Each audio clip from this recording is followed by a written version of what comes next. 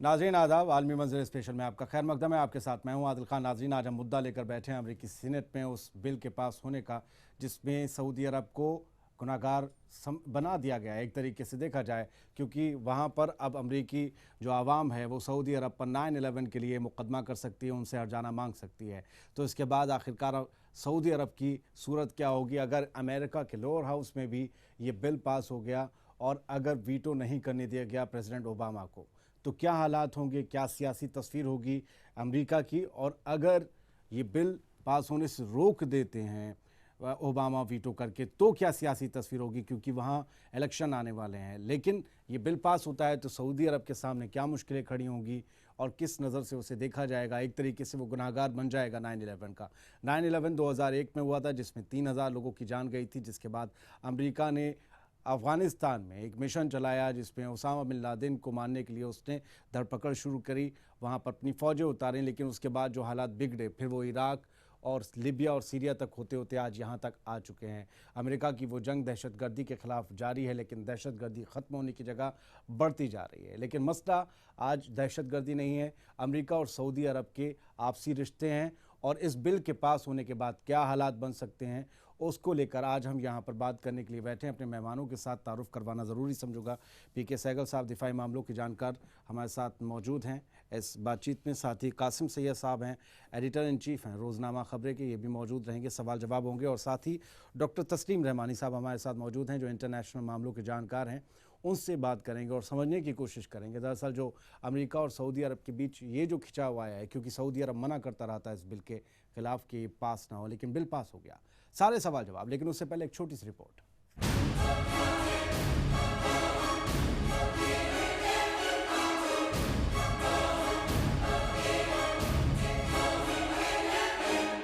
ये सवाल अब हर तरफ जोर पकड़ रहा है कि क्या दो पुराने दोस्तों अमेरिका और सऊदी अरब के बीच रिश्तों में तल्खी बढ़ने जा रही है, क्योंकि अमेरिकी सीनेट में justice against sponsors of terrorism act यानी जस्टा नाम का एक बिल पास हुआ है, जिसके जरिए 9/11 अटैक नाम से मशहूर 2001 में वर्ल्ड ट्रेड सेंटर और पेंटागन पर हुए दहशतगर्दाना हमलों के लिए सऊदी शाही खानदान में से किसी भी एक शख्स को जिम्मेदार ठहराते हुए सऊदी अरब हुकूमत पर मुकदमा किया जा सकेगा।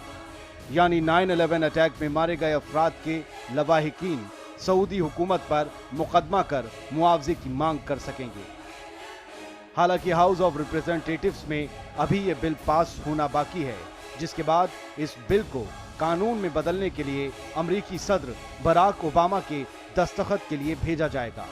लेकिन व्हाइट हाउस ने कहा है कि ओबामा इस बिल के खिलाफ अपने वीटो का इस्तेमाल करेंगे। जाहिर है मशरिक़ वुस्ता में सऊदी अरब के साथ अपने गहरे रिश्तों को अमेरिका खराब नहीं करना चाहेगा। सऊदी अरब 2001 में हुए इन हमलों के पीछे अपनी जमीन से हुई साजिश से इनकार करता रहा है। वर्ल्ड ट्रेड सेंटर और पेंटागन पर हुए हमले में करीब 3,000 लोगों की मौत हुई थी। इस हमले की जिम्मेदारी कुछ वक्त बाद तब के Al Qaeda chief Osama bin Laden ने ली थी, जो सऊदी अरब के मालदार बिन लादेन खानदान से ताल्लुक रखता था। हालांकि उसे सऊदी हुकूमत ने मुल्क से निकाल दिया था। हमले में शामिल 19 में से 15 लोग भी सऊदी थे, इसलिए सऊदी अरब पर शक की उंगलियां ज्यादा उठी। सऊदी अरब जस्टा बिल के खिलाफ पहले ही अमेरिका को धमकी दे चुका है कि वो अमेरिका से अपना 750 अरब डॉलर का इन्वेस्टमेंट वापस ले लेगा। लेकिन क्या ये धमकी काम आएगी? सवाल अब ये है कि अगर ये बिल कानून बन गया तो सऊदी अरब के लिए क्या दिक्कतें पैदा होंगी। तो जल्द ही अगले अमेरिकी सदर के लिए होने वाले इलेक्शन पर इसका क्या असर पड़ेगा। याद रखिए कि 2004 में 9/11 कमीशन की रिपोर्ट में कहा गया था कि इस बात की कोई सबूत नहीं है कि सऊदी हुकूमत ने या किसी बड़े सऊदी अफसर ने 9/11 अटैक को अंजाम देने में एक ऑर्गेनाइजेशन को मदद दी हो। तो फिर इस बिल के पास होने के मायने क्या हैं? क्या ये बिल सऊदी अरब के रूस और तुर्की की तरफ नजदीकियां बढ़ाने का अंजाम तो नहीं, या फिर ये बिल किसी बड़ी सौदेबाजी को अंजाम देने के लिए अमेरिका का सऊदी अरब पर एक प्रेशर है? देखते रहिए, ये सब तो वक्त बताएगा।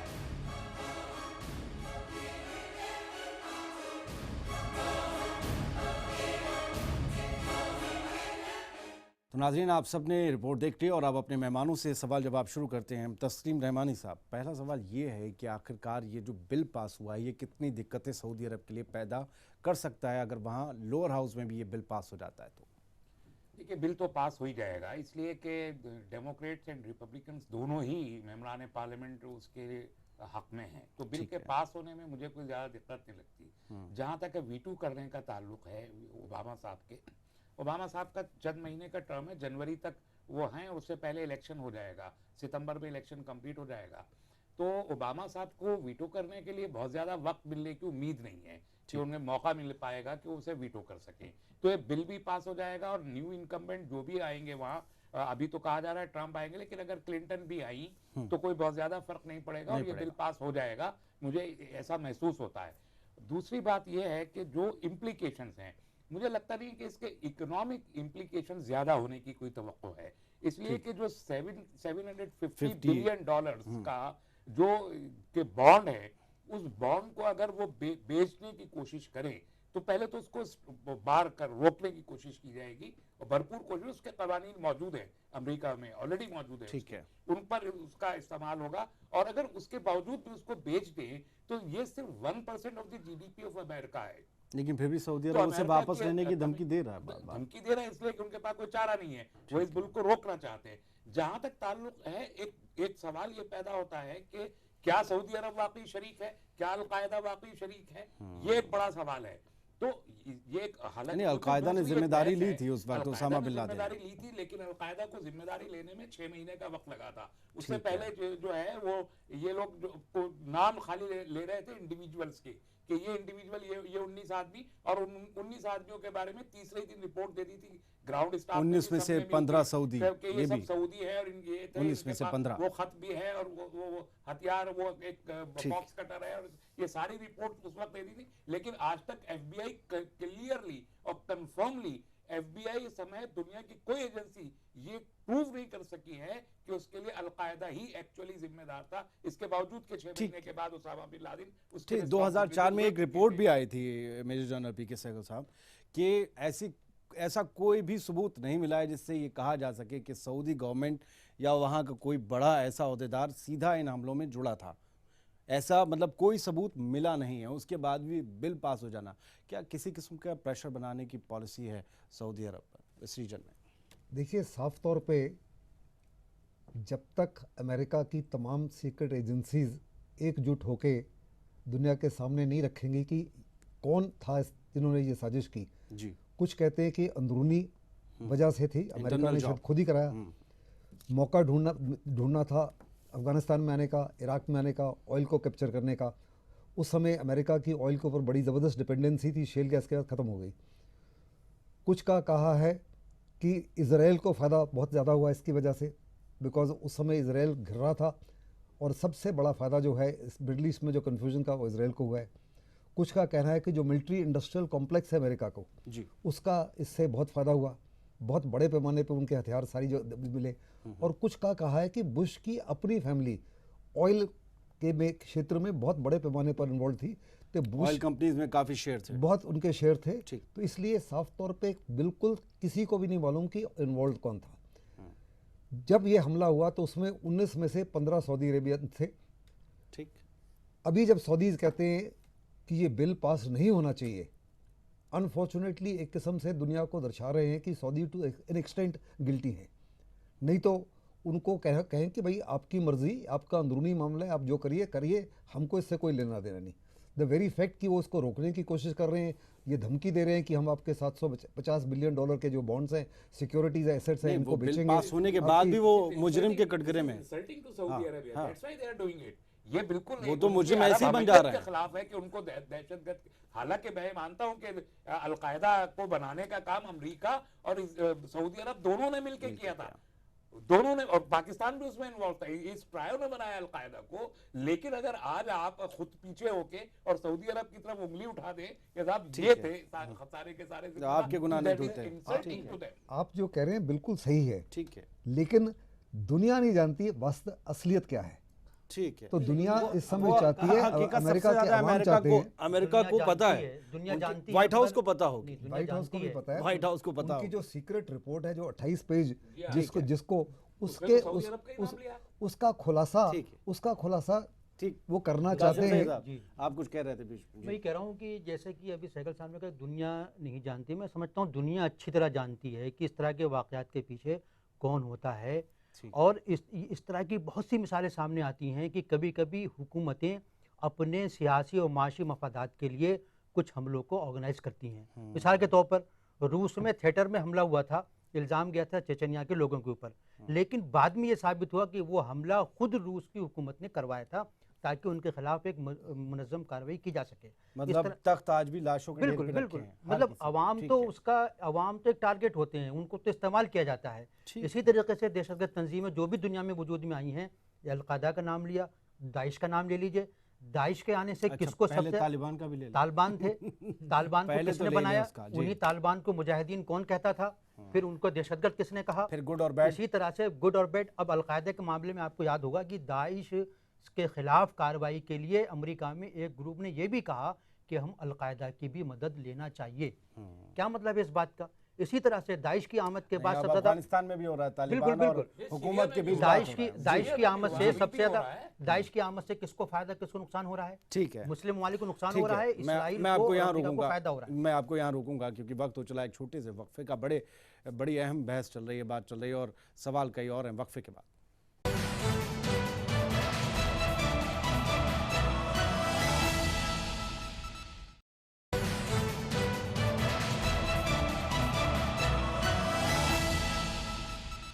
नाज़रीन, वक्फे के बाद एक बार फिर से आलमी मंजर स्पेशल में आपका खैर मकदम है। अगला सवाल तस्लीम साहब, जिस तरीके से अगर ये बिल पास होता है, नहीं होता है, तब भी हम अगर देखें तो इसके पॉलिटिकल असर क्या होंगे?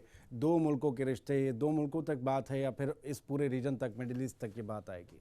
देखिए, पॉलिटिकल ऑर्डर जो है वेस्ट एशिया में पूरे तौर पर चेंज हो गया है। ठीक। और अभी बात आई तो मेरे जहन में आ रहा था कि 2001 के इस हमले के बाद में 9/11 के बाद से ही जो टर्न ऑफ इवेंट है वो शुरू हुआ है। ठीक। और इसके बाद अब पूरे वेस्ट एशिया की को जो अब बिठाया है 10 साल बाद अरब स्प्रिंग शुरू हो गया। उस पे ये सब उसी के बाद उसी के रेमिफिकेशंस हैं। ठीक है। तो इस वाक़े के भी इकोनॉमिक रेमिफिकेशंस बहुत कम है, पॉलिटिकल रेमिफिकेशन बहुत ज्यादा है। और हम ये देख रहे हैं कि सऊदी अरब की जो डिपेंडेंसी रहा करती थी इनके ऊपर, एक बार फिर बाइपोलर हो गया है रशिया के आ जाने के बाद। तो जो अभी मुआहदा सऊदी अरब का हुआ मिस्र के साथ, वो बहुत अहम है और मिस्र के थ्रू वो रशिया के साथ बैठना चाहते हैं। रशिया का सबसे बड़ा जो इस वक्त अड्डा है वेस्ट एशिया में वो इजिप्ट है। यानी जो सीरिया में भी बमबारी जो भी कुछ करते हैं रशिया, वो थ्रू इजिप्ट करता है और सऊदी अरब भी इजिप्ट जा रहा है। और इजिप्ट में उन्होंने जजीरे भी खरीदे हैं सऊदी अरब ने, हाल ही में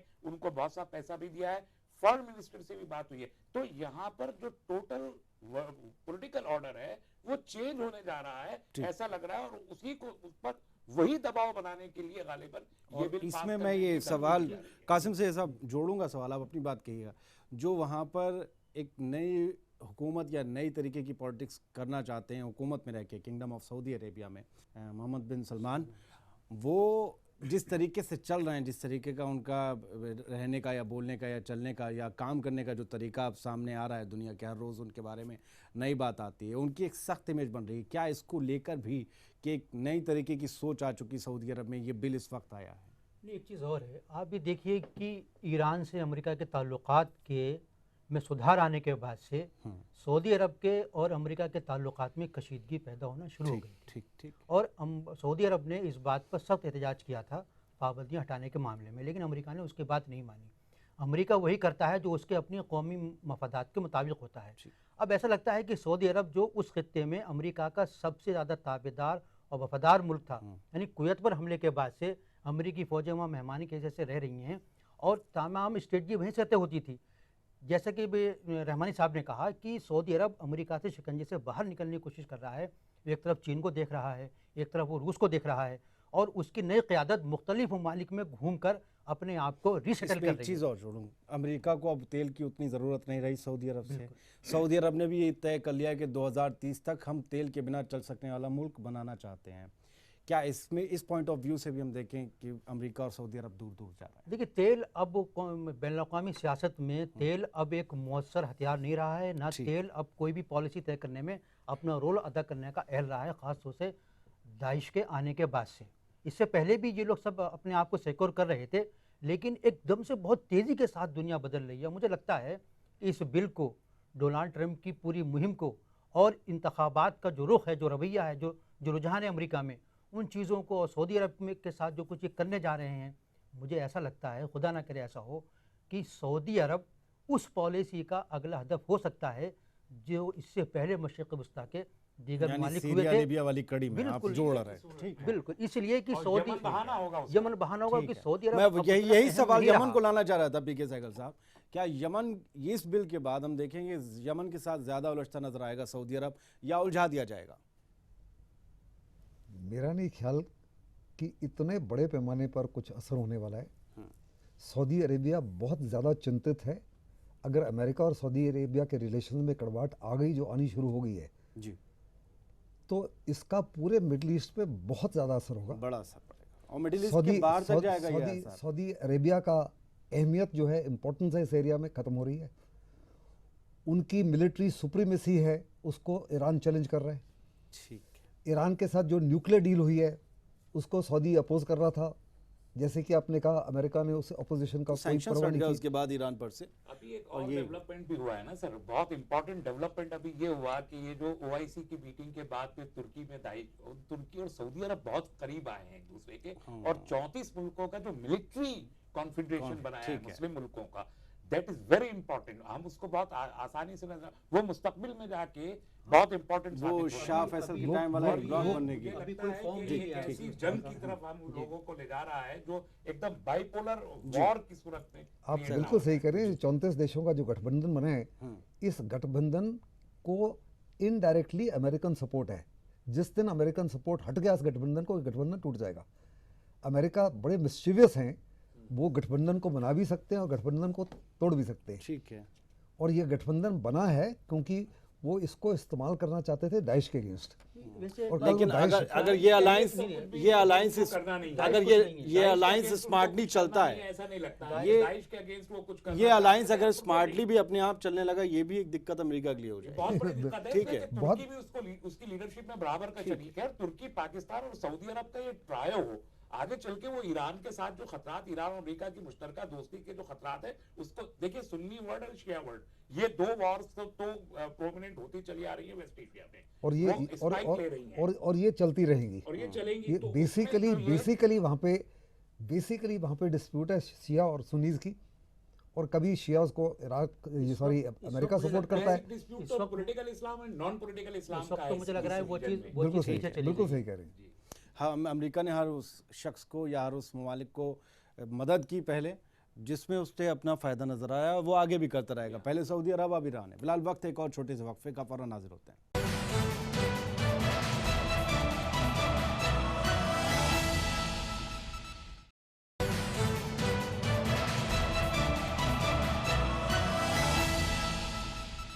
नाज़रीन, एक बार फिर से ब्रेक के बाद आपका खैर मकदम है। सवाल अब अहम होंगे, छोटे सवाल हैं।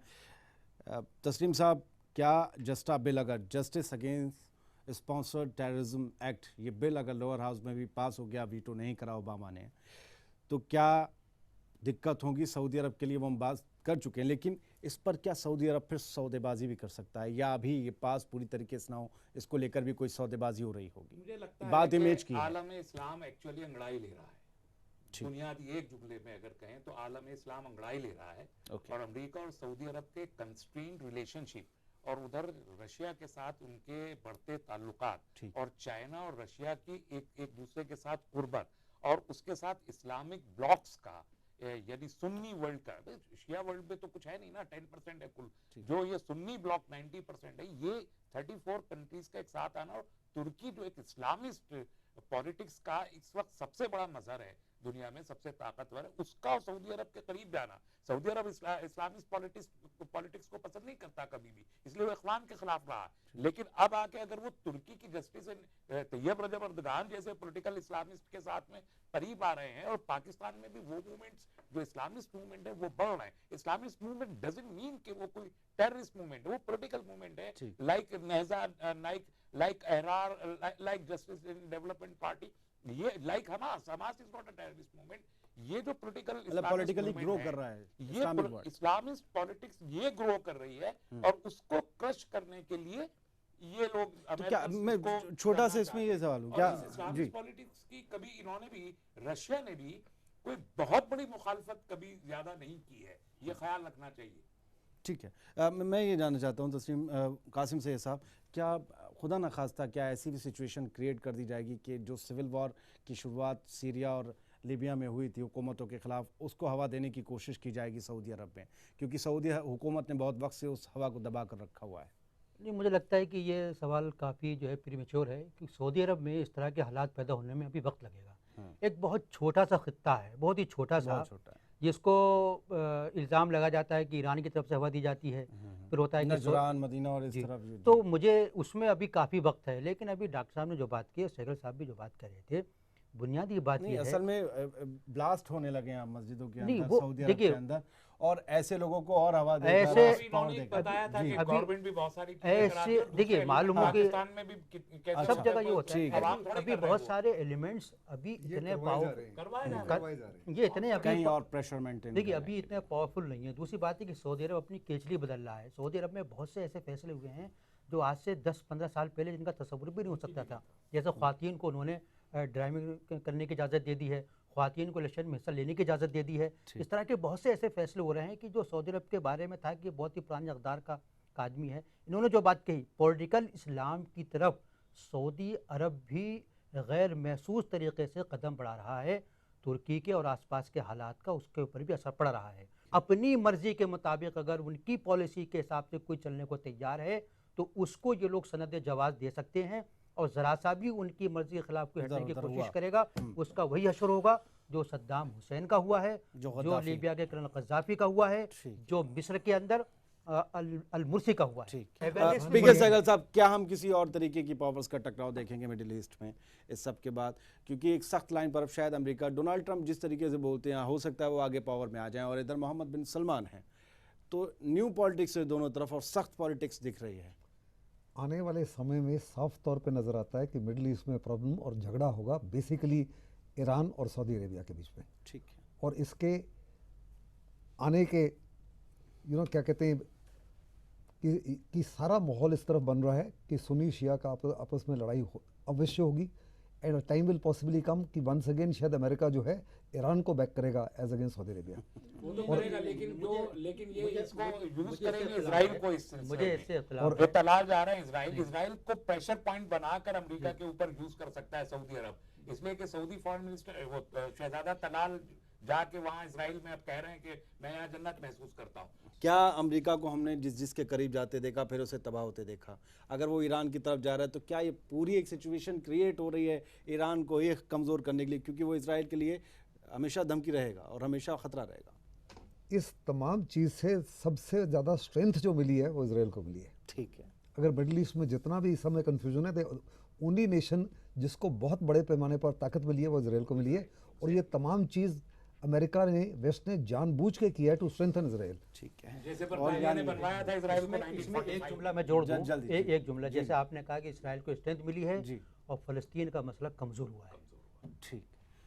दुनिया अपने अपने मकसद से चलती है, अपने अपने फ़ायदे को देखते हैं। जो भी अब आज एक बिल पास हो चुका है अमेरिका की सीनेट में, ठीक है, सीनेट में जो बिल पास हुआ है अमेरिका की, वो अगर आगे कानून भी बन जाता है तो दिक्कतें क्या होंगी सऊदी अरब के लिए वो देखना होगा। लेकिन कहीं ना कहीं सऊदी अरब जो रशिया के साथ या फिर जा रहा है तुर्की के साथ, वो तलखियाँ बढ़ रही हैं, वही दायरा शायद दूरियों का हमें दिखने लगा अमेरिका और सऊदी अरब के बीच। और अमेरिका का ईरान की तरफ बढ़ना ये बात बताता है कि एक नई तस्वीर हम मशरिक़ वस्ता में देखेंगे। जो दोस्त थे आज वो दोस्त दुश्मनों के साथ खड़े हुए दिखाई देंगे आगे चलकर, और उसके बाद क्या कुछ होता है। कोई पॉजिटिव कोई ताकत क्यों नहीं आती इन हालात को सही करने के लिए? हम देखते हैं हर रोज़ एक नया मसला खड़ा हो जाता है और शायद यही खड़ा होता रहेगा। तो बहुत लोगों को शायद साथ आने की ज़रूरत है ताकि हालात को सही किया जा सके। फ़िलहाल आज आलमी मंजर के इस एपिसोड में इतना ही। मुझे इजाज़त दीजिए, अगले हफ्ते फिर मिलेंगे एक नए मुद्दे के साथ। आदाब।